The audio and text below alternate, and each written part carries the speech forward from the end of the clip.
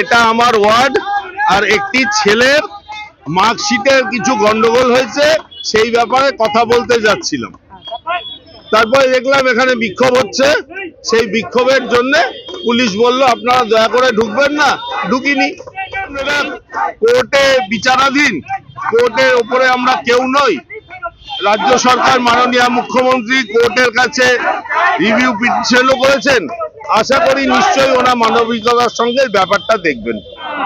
দেখুন, সে যদি ওরা ভাবে কাউকে বললে হবে, বলুক, কিচ্ছু নাই। ওদের সমবেদনা জানাই, ওরাও আমার বাড়ির ভাই, নিশ্চয়ই ওদের সমবেদনা জানাই। বাংলা খবর, আপনার রাজনীতি, আপনার আওয়াজ।